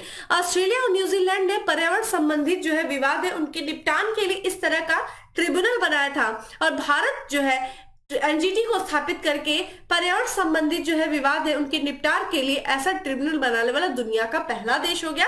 ठीक है, दुनिया का तीसरा देश हो गया, पहला विकासशील देश हो गया। ऑस्ट्रेलिया और न्यूजीलैंड ऐसे दो देश थे जिन्होंने इस तरह के ट्रिब्यूनल स्थापित किए थे। एनजीटी की स्थापना का उद्देश्य क्या था? तो जितना भी पर्यावरण संबंधी जो मुद्दे हैं, ठीक है, जो हमारे कोर्ट में पेंडिंग रहते हैं, उनका तेजी से निपटान किया जाए। यानी कि पर्यावरण से संबंधित कोई भी मुद्दा रहेगा वो एनजीटी के पास जाएगा और इससे देश की जो अदालतें हैं वहां पे जो लगे मुकदमे हैं उनमें क्या होगा, उनका बोझ कम होगा। एनजीटी का मुख्यालय दोस्तों कहाँ है? दिल्ली में है। साथ ही साथ इसके कुछ रीजनल भी जो है ऑफिस है, जैसे कि भोपाल मध्य प्रदेश के भोपाल, महाराष्ट्र के पुणे, पश्चिम बंगाल के कोलकाता और तमिलनाडु के चेन्नई में। इसका जो अध्यक्ष होता है, एनजीटी में एक अध्यक्ष होता है, ठीक है, एक न्यायिक सदस्य होते हैं और एक विशेषज्ञ जो है शामिल होते हैं। वे 3 वर्ष की अवधि या फिर 65, ध्यान रखिएगा, की आयु जो है पद पर रहते हैं और पुनर्नियुक्ति के पात्र नहीं होते हैं। स्टार कर लीजिएगा, यहाँ पे मल्टीपल चॉइस में पूछ देगा कि जो अध्यक्ष होते हैं, जो इसके सदस्य होते हैं, वो पुनर्नियुक्ति के पात्र होते हैं। तो ध्यान रखिएगा, वो पुनर्नियुक्ति के पात्र नहीं होते। उनका कार्यकाल 3 वर्ष होता है या फिर 65 वर्ष होता है, जो भी पहले हो जाए। ठीक है, और इसके अध्यक्ष की नियुक्ति कौन करता है दोस्तों? एनजीटी के चेयरमैन की नियुक्ति की जाती है भारत के मुख्य न्यायाधीश के द्वारा। ठीक है, किसके द्वारा की जाती है? ठीक है, केंद्र सरकार के द्वारा किया जाता है। किसके परामर्श से? तो जो भारत के मुख्य न्यायाधीश होते हैं, यानी कि चीफ जस्टिस ऑफ इंडिया होते हैं, उनके परामर्श से केंद्र सरकार जो है एनजीटी के अध्यक्ष की नियुक्ति करती है। ठीक है, तो यहाँ पे हमने एनजीटी से रिलेटेड बहुत सारी चीजों को डिस्कस किया। ठीक है, यहाँ से प्रश्न पूछे जाते हैं दोस्तों, इसलिए मैं पूरी कोशिश कर रही हूँ कि आपको स्टैटिक्स पोर्शन भी बताते चलूं, यहीं से आपकी बहुत सारी चीजें रिवीजन होती चलेगी। अब बात करते हैं दोस्तों इसी के साथ साथ अगले बिंदु की, जो कि है यहाँ पे लुडविगिया पेरुवियाना, जो कि एक आक्रामक खरपतवार है जो दिखने में बड़ी खूबसूरत लगती है, लेकिन जहां पे भी ये फैलती है वहां के आसपास के प्रजातियों को, पौधों की प्रजातियों को नष्ट कर देती है और इसके वजह से जो उन प्रजातियों पर आश्रित जो पशु हैं उनके जीवन पर खतरा बनता है। तो यहाँ पे ध्यान रखिएगा, यहाँ पे जो नाम है दोस्तों लुडविगिया पेरुवियाना, जो कि एक आक्रामक खरपतवार है, चर्चा में था। इसे देखिए, ये एक ठीक है खरपतवार है और तमिलनाडु के जो वलपराई में जो हाथियों के आवास के स्थान है, जो चारागाह है, उनके लिए खतरा जो है उत्पन्न कर रहा है। उसी के बाद से ये चर्चा में आ गया है। यहाँ पे बात करें इसके जो है अगले, यहाँ पे जो साइंटिफिक नेम है लुडविगिया पेरुवियाना, इसे देखा जाए प्रीम रोज विलो के भी नाम से जाना जाता है और ये बेसिकली दोस्तों देखा जाए तो ये मध्य और दक्षिण अमेरिका में ये पाया जाता है। देख रहे हैं आप कितने खूबसूरत ये लग रहे हैं। और चूंकि एक जलीय पौधा है और ये ज्यादातर देखा जाए हल्के पीले फूलों के कारण ये जो है सजावटी प्रजाति के रूप में पेश किया जाता है। तो यानी कि अपने रूप रंग के कारण ये पौधे का इस्तेमाल सजावट के लिए किया जाता है। इस जो है लुडविगिया पेरुवियाना के कारण देखा जाए हाथियों के आवास के लिए, ठीक है, अत्यधिक खतरा उत्पन्न हो गया। यानी कि जहां पे ये हाथी रहते हैं, हाथी चूंकि शाकाहारी होते हैं, फल जो है खाते हैं, पौधे खाते हैं, तो जिन पौधों को हाथी खाते हैं उन पौधों पर जो है उनके इस क्षेत्र में ये जो है लुडविगिया उग गया है और एक तरीके से उन पौधों को ये हानि पहुंचा रहा है, जिस पर आश्रित क्या है, वो हाथी है। और जब हाथी को भोजन नहीं मिलेगा तो उनका आवास भी जो है उन पे भी खतरा उत्पन्न होगा। तो अत्यधिक खतरा उत्पन्न हो गया, जिससे कि पौधों को भोजन के रूप में ग्रहण करने वाले हाथी और अन्य जानवरों के लिए आवश्यक खाद्य स्रोतों का विकास क्या हो रहा है, बाधित हो रहा है। तो इस कारण से जो है ये लुडविगिया पेरुवियाना जो है चर्चा में आ गया। तो आपसे पूछ सकता है भाई ये क्या है? तो ये आक्रामक खरपतवार है, मतलब जहां पे भी उगता है, जहां पे भी जाता है, आक्रामक तरीके से उग जाता है और वहां के स्थानीय प्रजातियों को ये नष्ट कर देता है। ठीक है, अगली बात करते हैं बेलेम घोषणा, यानी कि बेलेम डिक्लेरेशन की बात करते हैं, जो कि जैव विविधता संरक्षण से संबंधित है। दोस्तों यहाँ पे हम बात करते हैं ब्राजील का जो शहर है, ठीक है, बेलेम में, वहां पे अगस्त में, ठीक है, एक अमेजन सहयोग संधि सम्मेलन का आयोजन किया गया और इसी अमेजन सहयोग संधि संगठन, ठीक है, सम्मेलन के बाद, ठीक है, 8 देश Bolivia, Brazil, Colombia, Ecuador, Guyana, Peru, Suriname और वेनेजुएला सहित जो अमेजन के 8 देश हैं, उन देशों के द्वारा, ठीक है, बेलेम डिक्लेरेशन को जो है अपनाया गया। तो आप ये देख सकते हैं, ये देखिए साउथ अमेरिका है और ये अमेजन जो है, अमेजन फॉरेस्ट है, ठीक है, यहाँ पे अमेजन नदी भी है और इस अमेजन से लगे हुए जो 8 देश है, इन 8 देशों के द्वारा ठीक है एक सम्मेलन का आयोजन किया जाता है, अमेजन सहयोग संधि संगठन। और इन्हीं सहयोग संधि संगठन के तहत जो 8 देश है, इस सम्मेलन के दौरान जो अमेजन वन क्षेत्र है उसके संरक्षण के लिए बेलेम डिक्लेरेशन को अपनाया। ये जो है 2 दिवसीय सम्मेलन था। अमेजन सहयोग संधि संगठन का जो सम्मेलन था 2 दिवसीय था, जो कि 8 से लेकर के 9 अगस्त तक ब्राजील का शहर है बेलेम, वहां पे आयोजित किया गया। बेलेम डिक्लेरेशन जो है, डिक्लेरेशन उद्देश्य क्या है, तो अमेजन क्षेत्र में जो वनों की कटाई हो रही है दोस्तों, और जो गिरावट, वहां पे जो वनों का गिरावट हो रहा है उसके प्रति जो चिंता है उसको संबोधित करते हुए स्थानीय वन उपयोग और विविध आर्थिक समाधानों को बढ़ावा देना, ये डिक्लेरेशन है। तो ये ध्यान रखिएगा, बेलेम डिक्लेरेशन अमेजन वन के जो वन है उसके संरक्षण के उद्देश्य से लाया गया। यहाँ पे ये जो अमेजन ठीक है कोऑर्डिनेशन, यहाँ पे इसका फुल फॉर्म देखें, ट्रिटी ऑर्गेनाइजेशन है जो, ठीक है, अमेजन कोऑर्डिनेशन ट्रिटी ऑर्गेनाइजेशन, ये एक अंतर सरकारी संगठन है। उद्देश्य क्या है दोस्तों, तो जो अमेजन बेसिन है उसके जो सतत विकास को बढ़ावा देने के उद्देश्य से 8 देशों ने मिलकर के इस अमेजन सहयोग संधि संगठन को बनाया और इस साल इसका जो आयोजन किया ब्राजील के बेलेम में किया गया और इसी में जो है बेलेम डिक्लेरेशन को अपनाया गया, जो कि अमेजन वनों के संरक्षण से संबंधित है। ठीक है, अब बात करते हैं वैंकूवर में आयोजित किया गया वैश्विक पर्यावरण सुविधा की 7वीं सभा।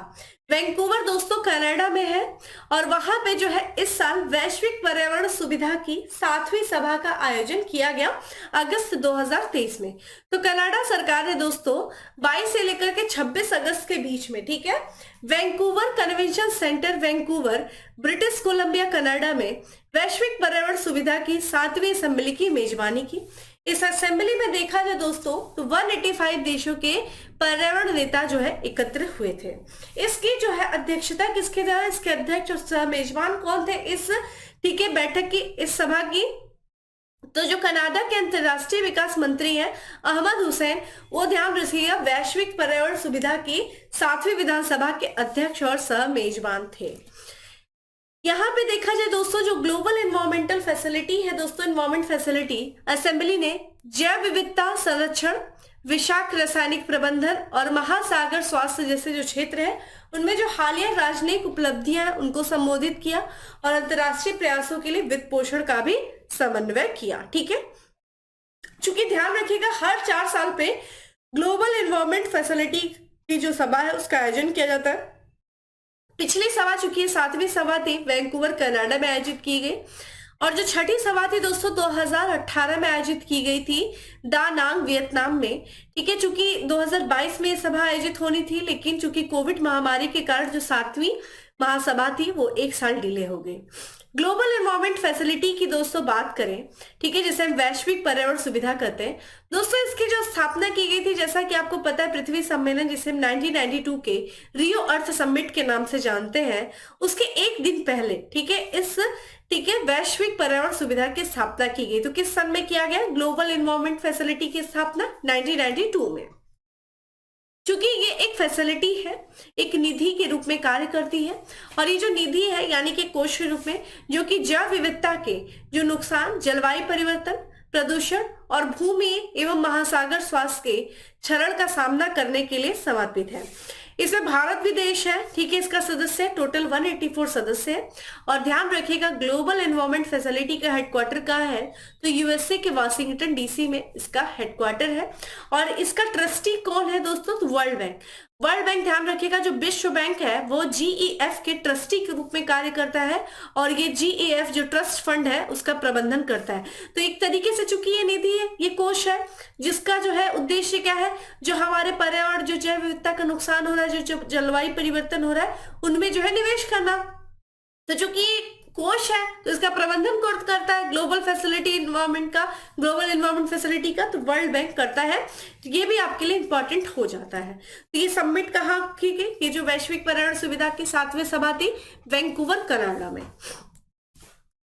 आइए दोस्तों इसी के साथ साथ बात करते हैं national carbon registry open source software. तो ये जो है नेशनल कार्बन रजिस्ट्री है, जो कि एक ओपन सोर्स सॉफ्टवेयर है। इसको जो है बनाया गया यूएनडीपी के द्वारा, तो जिसे हम कहते हैं यूनाइटेड नेशन डेवलपमेंट प्रोग्राम, यानी कि संयुक्त राष्ट्र विकास कार्यक्रम ने कार्बन क्रेडिट में व्यापार से संबंधित जो राष्ट्रीय डेटा और प्रक्रिया उसको प्रभावी ढंग से प्रबंधित करने के लिए, ठीक है, नेशनल कार्बन रजिस्ट्री नामक एक ओपन सोर्स सॉफ्टवेयर बनाया। तो ये ध्यान रखिएगा, नेशनल कार्बन रजिस्ट्री नामक एक ओपन सोर्स जो है सोर्स सॉफ्टवेयर किसके द्वारा बनाया गया, तो यूएनडीपी के द्वारा बनाया गया। इस सॉफ्टवेयर को दोस्तों जो है डिजिटल पब्लिक गुड के रूप में मान्यता प्राप्त है, जो ओपन सोर्स कोड का उपयोग करता है, जिसे जो है देश अपनी आवश्यकता अनुसार अनुकूलित करते हैं। ठीक है, तो ये कुछ इंपॉर्टेंट चीज है। चूंकि इसको बनाया गया है संयुक्त राष्ट्र विकास कार्यक्रम यूएनडीपी के द्वारा, तो इसके जो है प्रशासक कौन है, अचीव स्टीनर है। ठीक है, और इसकी जो स्थापना की गई थी दोस्तों 1965 में किया गया था, और इसका जो परिचालन शुरू हुआ 1966 में किया गया। और इसका हेडक्वार्टर कहाँ है, संयुक्त राष्ट्र के न्यूयॉर्क में जो है वो इसका हेडक्वार्टर है, मुख्यालय। ठीक है, तो यहाँ पे हमने कुछ इंपॉर्टेंट चीजों को देखा। चलिए दोस्तों अगले पॉइंट की तरफ चलते हैं। यहाँ पे देखिए एक समुद्रयान मिशन है, उसके लिए एक मत्स्य 6000 है जो कि चर्चा में था। आइए बात करते हैं। तो देखिए यहाँ पे समुद्रयान एक तरीके से समुद्र के अंदर जो रिसोर्सेज है उनका पता लगाने के लिए एक यान बनाया गया है जिसका नाम है मत्स्य 6000। ठीक है, तो ये आपके लिए इंपॉर्टेंट हो जाता है। तो यहाँ पे जो समुद्रयान मिशन जो है भारत का एक महत्वाकांक्षी समुद्री मिशन है, और इसके जरिए क्या होगा, जो गहरे समुद्र में जो खनिज पदार्थ है, जो जलीय जीव है, उनके बारे में क्या किया जाएगा, अध्ययन किया जाएगा, उनकी खोज किया जाएगा इस समुद्रयान मिशन के तहत। इस मिशन के तहत क्या होगा दोस्तों, ठीक है, एक पनडुब्बी बनाई जाएगी जिसका नाम है मत्स्य 6000। इस पनडुब्बी को जो है 2024 में, ठीक है, क्या कि जो चेन्नई तट है उस चेन्नई तट से बंगाल की खाड़ी में परीक्षण के लिए भेजा जाएगा। तो इस समुद्रयान के तहत कौन सी पनडुब्बी है, मत्स्य 6000 है। समुद्रयान दोस्तों जो गहरे समुद्र है, ठीक है, बड़े गहरे जो समुद्र है, महासागर है, उन्हीं मिशन का ये हिस्सा है। इसे ब्लू इकोनॉमी नीति के रूप में जो है अनुरूप है। और समुद्रयान जो मिशन है दोस्तों, इसको 29 अक्टूबर 2021 को जो है केंद्रीय राज्य मंत्री जितेंद्र सिंह उनके द्वारा इस समुद्रयान मिशन को शुरू किया गया था 2021 में। मत्स्य 6000 क्या है दोस्तों, तो मत्स्य 6000 दोस्तों एक स्वदेशी रूप से विकसित, ठीक है, सबमर्सिबल है, और इसे गहरे समुद्र में भेजने के लिए क्या किया गया है, जो है तैयार किया गया है। ये गहरे समुद्र में जाएगा और वहां जो भी रिसोर्सेस है, जो स्रोत है, जो जैव विविधता है, बायोडाइवर्सिटीज है, ठीक है, समुद्र के अंदर, उनका अध्ययन करेगा। साथ ही गहरे समुद्र में जो खनिज है, जैसे कि जो धातु है, कोबाल्ट, निकल, मैग्नीज, इन धातुओं की भी खोज करने में के मदद जो है महायान, ये समुद्रयान जो है वो क्या करेगा, मदद करेगा। ठीक है, तो समुद्रयान मिशन 2021 में, और इसी के तहत एक यान बनाया जा रहा है जिसका नाम है क्या दोस्तों, मत्स्य 6000, जिसकी तस्वीर आप यहाँ पे स्क्रीन पे देख रहे हैं। यही वो यान है जो गहरे समुद्र के अंदर जाएगा, वहां के रिसोर्सेज को, वहां की जैव विविधता का अध्ययन करेगा। अब बात करते हैं दोस्तों मिथुन को जो है खाद्य पशु का दर्जा दिया गया। मिथुन एक पशु है जिसको अब खाद्य पशु, यानी कि इसको फर्म से जो है टेबल तक लाया गया। पहले सिर्फ ये कृषि से संबंधित था, इसको जो है खाद्य रूप में नहीं इस्तेमाल किया जाता था। फसाई के द्वारा जो है अब इसे, ठीक है, क्या किया गया, खाद्य पशु के रूप में जो है फूड एनिमल के रूप में मान्यता प्रदान किया गया। तो सितंबर 2023 में जो भारतीय खाद्य संरक्षण और मानक प्राधिकरण, यानी कि food safety and standard of India है, उसने जो है मिथुन को आधिकारिक रूप से, ठीक है, फूड एनिमल जिसे हम खाद्य पशु कहते हैं, उसकी जो है उसके रूप में मान्यता दिया। इसी के साथ ही जो देखा जाए दोस्तों, तो ICAR राष्ट्रीय मिथुन अनुसंधान केंद्र में हर साल जो है, ठीक, केंद्र ने हर साल 1 सितंबर को मिथुन दिवस, ठीक है, मिथुन डे के रूप में मनाए जाने की भी घोषणा की है। तो हर साल जो है 1 सितंबर को मिथुन दिवस भी मनाया जाएगा। इसके अतिरिक्त मिथुन के मांस को किस नाम से पुकारा जाएगा दोस्तों, विशी, यानी कि ये जो जीव आप देख रहे हैं इसके मांस का इस्तेमाल किया जाएगा, इसीलिए तो इसको खाद्य पशु कहा गया, यानी कि खाने योग्य पशु है अब ये। और इसको किस नाम से जाना जाएगा, तो विशी के नाम से जाना जाएगा। ये जो है विशी को घरेलू पशु विविधता सूचना प्रणाली, domestic animal diversity information system database में भी शामिल कर लिया गया। मिथुन दोस्तों जिसका वैज्ञानिक नाम क्या है दोस्तों, बोस फ्रंटाइलिस, ये प्राय देखा जाए पशुओं के पशु, पर्वतों के पशु, जिसे कैटल ऑफ माउंटेन के भी नाम से जाना जाता है। जनरली आप माउंटेन वगैरह में गए होंगे तो इस पशु को देखे होंगे। ये जो है इसकी सर्वाधिक संख्या जो पाई जाती है उत्तर पूर्वी राज्य अरुणाचल प्रदेश में पाई जाती है, ध्यान रखिएगा। अरुणाचल प्रदेश के साथ साथ नागालैंड का ये राज्य पशु है, ठीक है, ये भी ध्यान रखिएगा मिथुन। ये जो भारत में जो है किन किन राज्यों में पाया जाता है, तो ये अरुणाचल प्रदेश, नागालैंड, मणिपुर, मिजोरम में उष्ण जो वर्षा वन है वहां पे ये जो है ट्रॉपिकल रेन फॉरेस्ट, वहां पे ये मिथुन पाया जाता है। तो यहाँ पे आप ध्यान रखिएगा, मिथुन के बारे में क्वेश्चन आपसे एग्जाम में पूछा जा सकता है। काफी इंपॉर्टेंट यहाँ पे फैक्ट्स आपको बताया जा रहा है। तो दोस्तों जल्दी से वीडियो को भी शेयर करिए, कुछ तो मतलब सपोर्ट बनता है, काफी मेहनत आपके लिए की जाती है इस कंटेंट को बनाने में। तो आप इतना करिए, अपने दोस्तों के साथ इन कंटेंट को शेयर करिए, लाइक्स एंड कमेंट बढ़ाइए। अब बात करते हैं इसी के साथ साथ कैमूर वन्यजीव अभ्यारण्य भाई क्यों चर्चा में था। तो बिहार का ये दूसरा टाइगर रिजर्व बनेगा, यानी कि इसके पहले भी बिहार में टाइगर रिजर्व है, और बिहार का दूसरा टाइगर रिजर्व कौन बनने जा रहा है दोस्तों, कैमूर वन्यजीव अभ्यारण्य। तो प्रश्न आपसे यहाँ से आ जाएगा कि भाई कैमूर वन्यजीव अभ्यारण्य किस राज्य में है, बिहार में है। तो ये देखिए यहाँ पे जो राष्ट्रीय बाघ संरक्षण प्राधिकरण है दोस्तों, उसने सैद्धांतिक रूप से जुलाई 2023 में कैमूर बाघ अभ्यारण्य के लिए जो है मंजूरी दे दी है। इसी के साथ साथ कैमूर जो अभ्यारण्य है ये बिहार का क्या हो जाएगा, दूसरा बाघ अभ्यारण्य के रूप में जो है बन जाएगा। इसके पहले कौन सा था, यानी कि जो है पहला बाघ अभ्यारण्य कौन था बिहार में, तो पश्चिमी जो चंपारण जिला है वहां पे जो वाल्मीकि टाइगर रिजर्व है दोस्तों, वो बिहार का पहला बाघ अभ्यारण्य है। और वाल्मीकि टाइगर रिजर्व की जो स्थापना की गई थी वो 1978 में की गई थी। और यहाँ पे NTCA यानी कि यहाँ पे ध्यान रखिएगा नेशनल टाइगर, ठीक है, कंजर्वेशन जो अथॉरिटी, इस रिपोर्ट के अनुसार देखा जाए तो वाल्मीकि टाइगर रिजर्व में जो आबादी कितनी है वर्तमान में 54 थी, 2018 में ये जो है 31 थी। तो ये मैप देख सकते हैं बायोडाइवर्सिटीज का, बिहार के बायोडाइवर्सिटी का, वो इंपॉर्टेंट कम है, ये इंपॉर्टेंट ज्यादा है भाई आपके लिए कैमूर वन्यजीव अभ्यारण्य, ठीक है। इसी के साथ साथ बात करते हैं कोनोकार्पस वृक्ष, जिसे हम बटन मैंग्रोव के नाम से जानते हैं, ठीक है। कोनोकार्पस वृक्ष जो है, जो प्लांट है, वो क्यों चर्चा में था, आइए बात करते हैं। तो ये भी चूंकि जो कोनोकार्पस है दोस्तों, इसको भी जो सजावट के लिए इस्तेमाल किया जाता था, और चूंकि गुजरात सरकार ने ये जो है कोनोकार्पस जो कि पर्यावरण के साथ साथ मानव स्वास्थ्य पर भी प्रतिकूल प्रभाव डालता है, हानिकारक प्रभाव डालता है, तो इस कोनोकार्पस वृक्ष को वनों से साथ साथ जो गैर वन क्षेत्र है, ठीक है, वहां पे सजावटी कोनोकार्पस वृक्ष के पेड़ों के रोपण पर प्रतिबंध लगा दिया, ठीक है। किससे लगाया, गुजरात सरकार ने। इससे पहले क्या ये पहली सरकार है जिसने कोनोकार्पस वृक्ष के रोपण पर प्रतिबंध लगाया, नहीं भाई, इसके पहले तेलंगाना ने भी ऐसे जो है वृक्षों की प्रजातियों पर प्रतिबंध लगा दिया था। इंपॉर्टेंट क्या हो जाता है, कोनोकार्पस वृक्ष चर्चा में क्यों था, हमने देख लिया। क्योंकि कोनोकार्पस वृक्ष किस परिवार से है, तो ये ध्यान रखिएगा, ठीक है, ये काम्ब्रेटिस परिवार के जो फूल पौधों की दो प्रजातियों में से एक प्रजाति है। ये दो प्रजातियां कौन सी है, एक प्रजाति व्यापक मैंग्रोव है, और दूसरी जो प्रजाति है वो दक्षिणी लाल सागर तटों के आसपास एक छोटे से क्षेत्र तक सीमित है, और वे दुनिया के उष्णकटिबंधीय क्षेत्रों के मूल निवासी है। तो ये ध्यान रखिएगा, कोनोकार्पस पौधा किस परिवार से संबंधित है और किसके द्वारा हाल फिलहाल में इस पे जो है प्रतिबंध लगा दिया गया, ये सजावटी पौधे के रूप में इस्तेमाल किया जाता था। इसी के साथ साथ बात करेंगे, अरुणाचल प्रदेश ने बाघों की सुरक्षा के लिए विशेष बाघ सुरक्षा बल का गठन किया है। तो अरुणाचल प्रदेश के दोस्तों जो मुख्यमंत्री हैं पेमा खांडू, उनकी अध्यक्षता में, ठीक है, एक राज्य मंत्रिमंडल की बैठक हुई, और उसी के दौरान जो है विशेष बाघ सुरक्षा बल के गठन को मंजूरी दिया गया।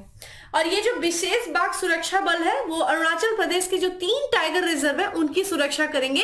और ये 3 टाइगर रिजर्व कौन से दोस्तों, ये नामदफा है, पक्के है और कमलांग है, और ये तीनों ही आपसे एग्जाम में पूछे जा चुके हैं कि ये टाइगर रिजर्व किस राज्य में, अरुणाचल प्रदेश में है। अगर ये जो राष्ट्रीय बाघ जनगणना 2022 की है उसके अनुसार देखा जाए, अरुणाचल प्रदेश में कुल जो है 9 बाघ हैं, और इस कदम से ये जो बाघ बनाया गया है, ये जो विशेष बाघ सुरक्षा बल बनाया गया, इससे क्या होगा, तो जो बाघ हैं, जो उनके आवास है, उनको प्रभावी जो सुरक्षा प्रदान किया जाएगा, जो वन जीव आवास है उनके जो है संरक्षण को बढ़ावा मिलेगा। क्योंकि यहाँ पे बात कर लेते, 2 बार हमने बात कर लिया राष्ट्रीय बाघ संरक्षण प्राधिकरण, तो आइए इसके बारे में बात कर लेते हैं। दोस्तों राष्ट्रीय बाघ संरक्षण प्राधिकरण है, इसकी जो स्थापना की गई थी वो वन जीव संरक्षण अधिनियम 1972 के तहत की गई थी। इसका जो अध्यक्ष होता है वो पर्यावरण मंत्रालय के जो वन मंत्रालय के जो प्रभारी मंत्री होते हैं वो इसके अध्यक्ष होते हैं, और इसके उपाध्यक्ष जो होते हैं वो पर्यावरण और वन मंत्रालय के जो राज्य मंत्री वो इसके अध्यक्ष होते हैं। सदस्य कौन होते हैं? तो संसद के 3 सदस्य होते हैं, पर्यावरण और वन मंत्रालय के सचिव और अन्य सदस्य जो है इसके सदस्य होते हैं। इसी के साथ साथ अगर आपसे पूछा जाए कि विशेष बाघ बल का गठन सबसे पहले कब किया गया था, तो उत्तराखंड सरकार ने जो है 2023 में कार्बेट टाइगर रिजर्व के लिए जो है एक विशेष बाघ बल का गठन किया था। इसी के साथ साथ दोस्तों बाघ संरक्षण प्रयासों के लिए एक महत्वपूर्ण घटनाक्रम तब आया जब बॉम्बे उच्च न्यायालय की जो पीठ है, गोवा पीठ है, उसने गोवा सरकार को 24 जुलाई 2003 से 3 महीने के भीतर महादेव वन्यजीव अभयारण्य और उसके आसपास के क्षेत्रों को वन्यजीव संरक्षण अधिनियम 1972 के अंतर्गत बाघ रिजर्व के रूप में अधिसूचित करने का निर्देश जारी किया। तो देखिए जो बॉम्बे उच्च न्यायालय है उसकी पीठ गोवा पीठ है, उसने जो है गोवा सरकार को ये आदेश दिया कि भाई गोवा में ये जो महादेव वन्यजीव अभयारण्य और उसके आसपास का जो क्षेत्र है उन पूरे क्षेत्रों को मिला करके बाघ रिजर्व के रूप में स्थापित किया जाए। तो यहाँ पे इंपॉर्टेंट क्या हो जाता है, महादेव वन्यजीव अभयारण्य गोवा में है। अच्छा, किसी भी राज्य को, किसी भी क्षेत्र को बाघ अभयारण्य सूचित करने का अधिकार किसको है? तो राज्य को है। किसके तहत? तो यहाँ पे जो है राष्ट्रीय बाघ संरक्षण प्राधिकरण की सलाह पर, ठीक है, वन्यजीव संरक्षण अधिनियम की जो धारा है 1972 की जो धारा है 38(5) उसके प्रावधानों के अनुसार राज्य सरकारों के द्वारा जो है बाघ अभयारण्य को अधिसूचित किया जाता है। तो आपसे पूछा जा सकता है कि भाई किसके द्वारा बाघ अभयारण्य को अधिसूचित किया जाता है? तो राज्य सरकार के द्वारा किया जाता है। किसकी सलाह पर? राष्ट्रीय बाघ संरक्षण प्राधिकरण की सलाह पर। किस अधिनियम के तहत? तो वन जीव संरक्षण अधिनियम 1972 की धारा 38(5) के तहत, ठीक है। तो ये कुछ इंपॉर्टेंट चीजें थी, हमने देखा। अब बात करते हैं इसी के साथ साथ अगले पॉइंट की, जो कि चर्चा में था, जमरानी बांध परियोजना उत्तराखंड। तो ये आर्थिक मामलों की जो कैबिनेट समिति, उसने देखा जाए, ठीक है, ये जो प्रधानमंत्री कृषि सिंचाई योजना है, ठीक है, त्वरित सिंचाई लाभ कार्यक्रम, उसके तहत उत्तराखंड की जो जमरानी बांध बहुउद्देशीय परियोजना है उसको शामिल करने की मंजूरी दिया है। तो किस योजना के तहत? प्रधानमंत्री कृषि सिंचाई योजना के तहत जो है उत्तराखंड की जमरानी बांध बहुउद्देशीय परियोजना को शामिल करने की मंजूरी दिया, और इसके बाद से ये जमरानी बांध परियोजना चर्चा में आ गया। ये बांध परियोजना है तो यानी कि किसी नदी पे बनी होगी। तो नैनीताल जिले में दोस्तों जो गंगा नदी है, रामगंगा नदी, उसकी सहायक नदी है गोला नदी। ध्यान रखिएगा, ये गोला नदी पर जो है इस बांध जमरानी बांध परियोजना का निर्माण किया गया है, और ये सिंचाई, जल विद्युत उत्पादन और हल्द्वानी और आसपास के क्षेत्रों में पानी जो है, पीने का पानी उपलब्ध कराना इस जो है बांध निर्माण में शामिल है। तो किस नदी पे दोस्तों? गोला नदी पर है, और ये गोला नदी दोस्तों किसकी सहायक नदी? तो रामगंगा की सहायक नदी है। अगर बात करते हैं, चूंकि इसे प्रधानमंत्री कृषि सिंचाई योजना के तहत शामिल किया गया, तो इंपॉर्टेंट ये हो जाता है ये योजना कब शुरू की गई थी। तो दोस्तों ये जो प्रधानमंत्री कृषि सिंचाई योजना है दोस्तों, इसे 2015 में शुरू किया गया था, और ये केंद्र प्रायोजित योजना है। केंद्र प्रायोजित से तात्पर्य देखिए, केंद्रीय योजना होती है, केंद्र प्रायोजित योजना होती है। केंद्रीय योजना वो होती है कि उसके जो वहन होता है, उसमें जो कुछ भी व्यय होता है उसका पूरा वहन केंद्र खुद करती है। केंद्र प्रायोजित यानी कि केंद्र के द्वारा कोई चीज प्रायोजित किया जा रहा है, जिसमें केंद्र और राज्य सरकार मिल करके जो कुछ भी व्यय होता है उसका वहन बांट करके करते हैं। तो चूंकि केंद्र प्रायोजित योजना, तो इस योजना के तहत जो भी खर्चा आएगा उसमें जो है केंद्र राज्य की हिस्सेदारी होगी, जिसमें से केंद्र राज्य की हिस्सेदारी कितनी है? 75% केंद्र करेगा, 25% राज्य करेगा। लेकिन पहाड़ी क्षेत्र, उत्तरी पूर्वी राज्यों में यह अनुपात बदल जाएगा, 90 और 10 हो जाएगा, यानी कि केंद्र जब 90% करेगा और 10% राज्य करेंगे। तो ये जमरानी बांध परियोजना इंपॉर्टेंट हो जाता है। इसी के साथ साथ बात करते हैं दोस्तों राष्ट्रीय बाघ संरक्षण प्राधिकरण के द्वारा silent conservation from margins to the centre कला प्रदर्शनी का आयोजन किया गया नई दिल्ली में। तो राष्ट्रीय बाघ संरक्षण प्राधिकरण, हमने एनटीसीए के बारे में काफी ज्यादा पढ़ लिया, और पर्यावरण, वन और जलवायु परिवर्तन मंत्रालय ने, ठीक है, सांकला फाउंडेशन के सहयोग से कला प्रदर्शनी का आयोजन किया, नई दिल्ली में किया। ये पहली बार जो है, ये पहली कला प्रदर्शनी जिसे जो है 3 नवंबर से लेकर के 5 नवंबर तक नई दिल्ली में आयोजित किया गया। इस कला प्रदर्शनी का शीर्षक क्या था दोस्तों? मुख्य वार्तालाप हाशिए से केंद्र तक, silent conservation from margin to the centre. इस कला प्रदर्शनी में प्रोजेक्ट टाइगर के 50 वर्ष का पूरे होने के उपलक्ष्य में इस कला प्रदर्शनी का आयोजन किया गया था। और बार बार हमने बात किया भाई, प्रोजेक्ट टाइगर जो कि एक वन संरक्षण पहल है और इसकी शुरुआत 1973 में की गई थी। ठीक है, तो ये ध्यान रखिएगा कि राष्ट्रीय बाघ संरक्षण प्राधिकरण के द्वारा साइलेंट कंजर्वेशन, ठीक है, और ये conservation from margin to the centre, ये नई दिल्ली में आयोजित किया गया। चूंकि राष्ट्रीय बाघ प्राधिकरण दोस्तों यहाँ पे हम बात कर लेते हैं, बार बार बात की फिर से यहाँ पे, तो जो वन मंत्रालय, पर्यावरण वन मंत्रालय, उसके तहत ये वैधानिक निकाय, हमने पहली बात किया 2006 में इसको स्थापित किया गया था। वन्यजीव संरक्षण अधिनियम 1972 के प्रावधानों के तहत इसकी अध्यक्षता जो की जाती है वो पर्यावरण और वन मंत्री, जो वन मंत्री है उनके द्वारा इसकी अध्यक्षता की जाती है। अब इसी के द्वारा बात करते हैं यूनेस्को के द्वारा 10वां जो है दक्षिण एशियाई बायोस्फीयर रिजर्व नेटवर्क बैठक आयोजित की गई। कहाँ की गई? चेन्नई में किया गया। तो तमिलनाडु के चेन्नई में यूनेस्को ने जो है 10वीं दक्षिण एशियाई बायोस्फीयर रिजर्व नेटवर्क का बैठक का आयोजन किया।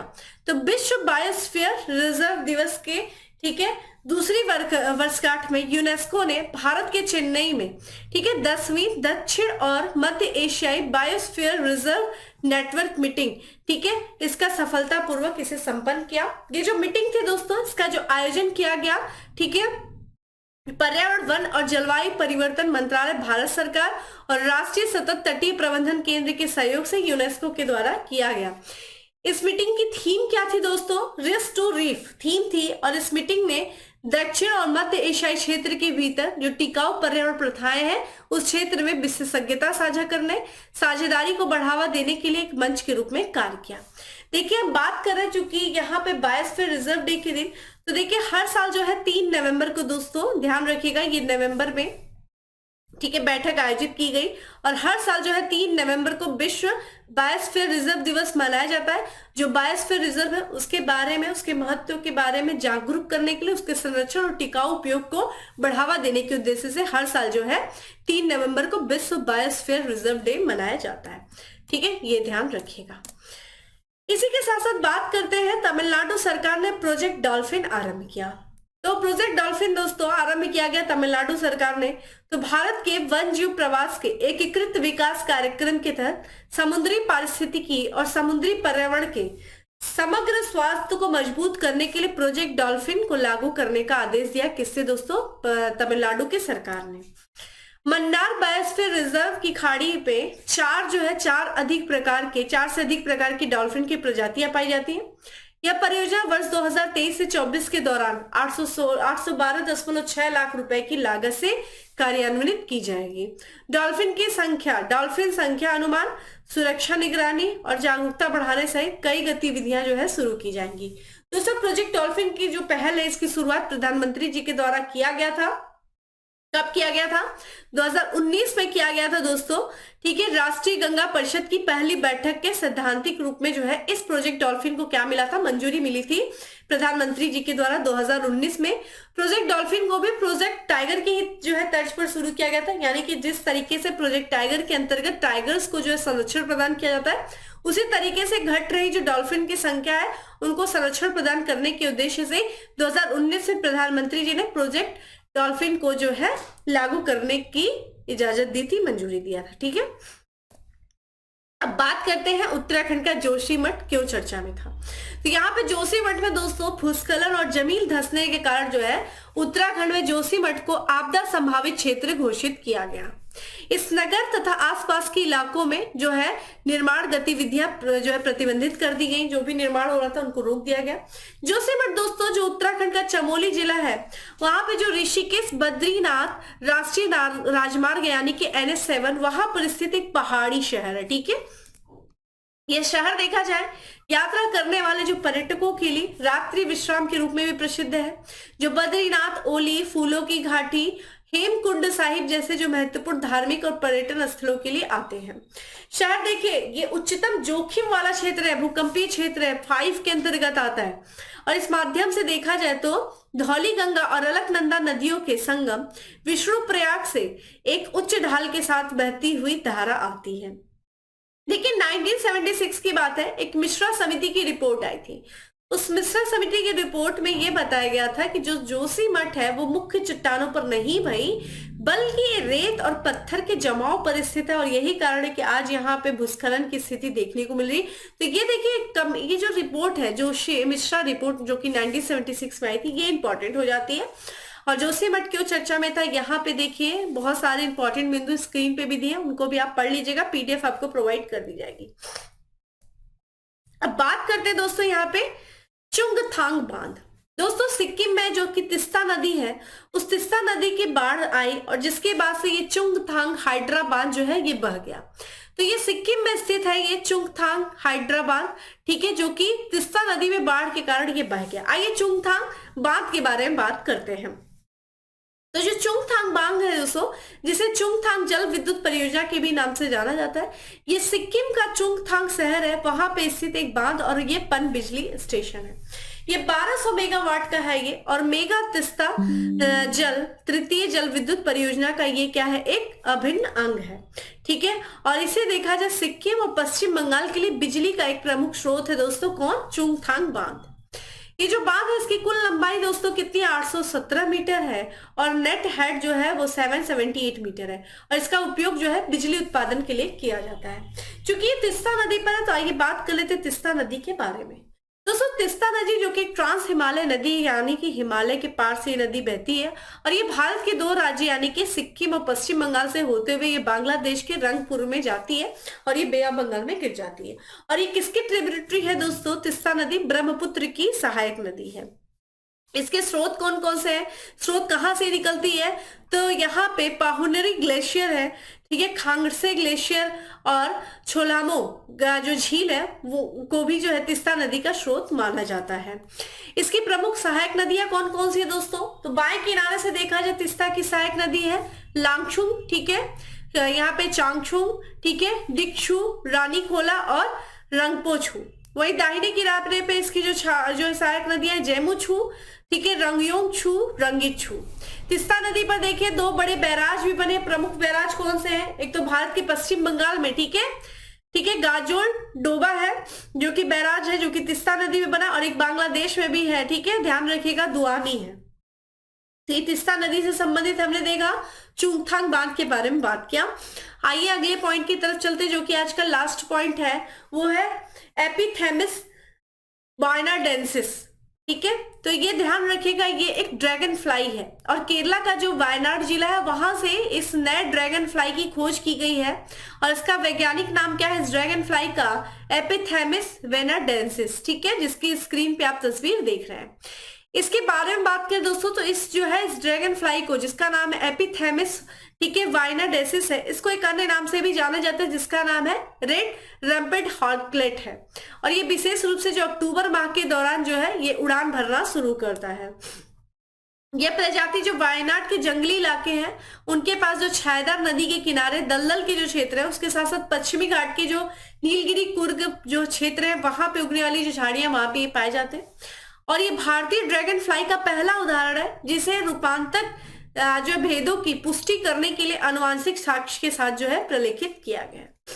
तो यहाँ पे जो है ये एपिथेमिस यहाँ पे वाइडेनेसिस जो कि ड्रैगन फ्लाई की नई प्रजाति ये केरल के वायनाड जिले में मिली। तो दोस्तों ये था आज का हमारा इन्वायरमेंट इकोलॉजी से रिलेटेड महत्वपूर्ण करंट अफेयर।